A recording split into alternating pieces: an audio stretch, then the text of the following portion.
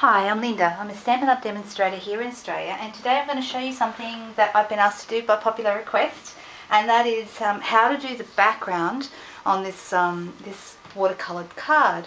So it's very, very simple. The thing with doing any kind of watercolouring backgrounds, there's actually a whole bunch of ways to do them. I'm just going to show you how I did this particular one, but really there's a myriad of different ways you can do them. And the thing with it is you can't expect to get the same result twice. It's very imprecise, which means you get a surprise every time, which is actually what I like about it. But it does mean that you can't set out with a specific idea in your head and expect it's going to turn out exactly the same. It won't. So I'm starting with, I'll give you the basics of what you need. You're going to need a little spray bottle of water. You're going to need some acetate or window sheets that we stock here at Stampin' Up. You're going to need, if you're doing it on watercolour paper, obviously you will need some. This is very good grade watercolour paper, nice and thick. And also this particular card I did on Whisper White, or you could do it on Very Vanilla. Okay, so you're going to need some ink. You're going to need some stamps to stamp over the top of your background, but I'm just going to show you how to do the background today and very basically how to get started. So, and you will need some re-inkers and possibly sponges. So the re-inkers in your choice of colours. It's great if you can choose contrasting colours because you'll get the most impact with those, but of course complementary colours work just as fine, just as well, just a different look. So I've chosen Tangerine Tango and Pool Party. One of the things when you're watercolouring and using re-inkers, the colours are more vibrant than they might be if you were doing, for example, line stamping or something like that. So you don't want to pick necessarily your darkest, most vibrant colours, because even a colour like Pool Party, which is quite subtle, will come up quite bright when you have the finished effect.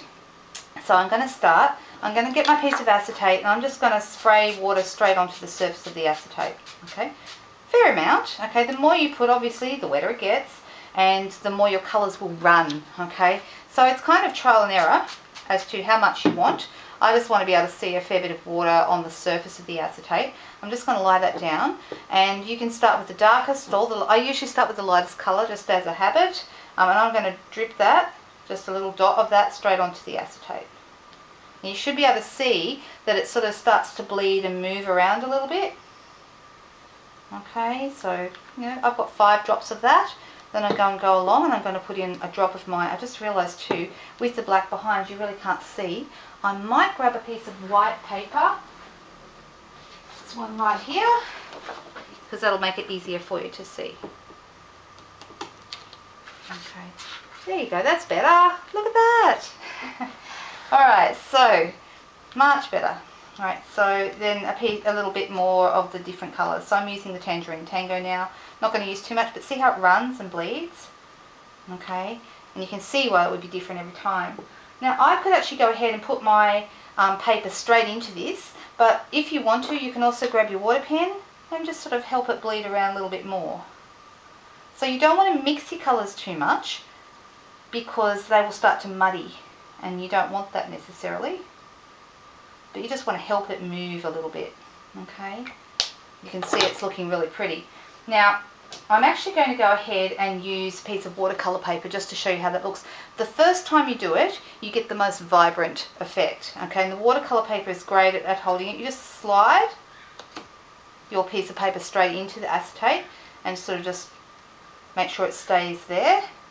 Now the more you move it, the more smushy your effect is going to be, but I'm not going to move it too much. And you can see straight off what the result of this is. Okay, it's very pretty. I even like that it's got a few little air bubbles here, have made some white spots, and that'd be a beautiful background. I'm going to set that aside and use it on a card later. Okay, and I'll probably show you that another day. Alright, you can do as many times as you like. I'm going to add a little bit more water. It'll make the colour run a little bit more. And now I'm going to use my piece of Whisper White. Sorry, this is actually Very Vanilla, but you'll get the same effect with either. Okay, so I'm kind of just going to slide it onto the surface of it. Now if you rub over the back of it, you're going to get a different effect again. The watercolour paper takes up a lot more of the ink and the water than this does, but you'll still get a beautiful effect with this. Okay, so that's completely different again. Okay, right. And then maybe just for a final one, I'm going to spray it a bit more. I'm going to add the lighter colour. So you can see this is so imprecise, you know, you just move your colour around a little bit, smush it. It's a lot of fun though. I have heaps of fun with this. Okay, I'm going to do this other piece here. This is watercolour paper again.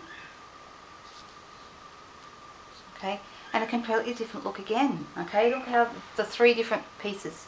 Okay, so the first one I did, then the Whisper White, and if I was worried about this effect here, you can always put your stamp there, or you could do it again. Okay, but I'm actually fine with that. And then the last one, which is actually my favourite, is this one here. Okay, so you might do 5 pieces, you might do 10, you might do however many you like until you get the background that you want. Okay, it is a bit of experimentation. The one that I've got here, okay, you can see that my swirl ended up going around here. That wasn't by design, that was a complete accident. But it's really lovely when you create something like this, because you come out, you put your piece of paper down and you come out with something that you go, oh wow, you know, and it makes you smile because it's something that you didn't expect. Okay, I'm just going to go back to this piece and just show you really quickly how I got the effect that I did on here. I'm actually going to ink up the swallowtail stamp, this one here, and I'm going to ink that up with espresso ink. See, this sort of stuff to me is what makes, I'm going to do it this way I think, is what makes stamping fun. I like surprises. If you don't like surprises, this technique's probably not for you. Alright, okay, so I've put my swallowtail up top. Now you'll get probably a better, more solid swallowtail if you wait for it to dry, which obviously I'm not doing today. Now, if I didn't like this bit of, this little bit of air bubbles here, the white on the page, you can fill those in. You know, you can come back here to your acetate, pick up a little bit of the Tangerine Tango and come over that. Okay, but it's completely up to you. You don't have to. Right, I'm not going to use up all of it because I actually don't mind it. I think that's quite pretty. The last thing I did, just to put on the background, was I used the En Francais stamp because I think this gives you a beautiful vintagey look. And just want to show you how I did this. I did it in the lightest colour, which is the crumb cake, because I didn't want it to overwhelm my background or my butterfly.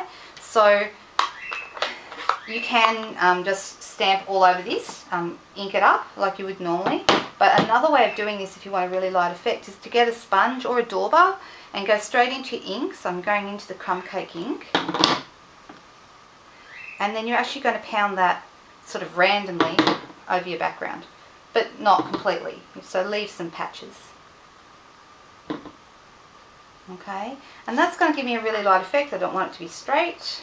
I do want it to be not upside down, but I don't want it to be straight. Just over the whole lot on an angle.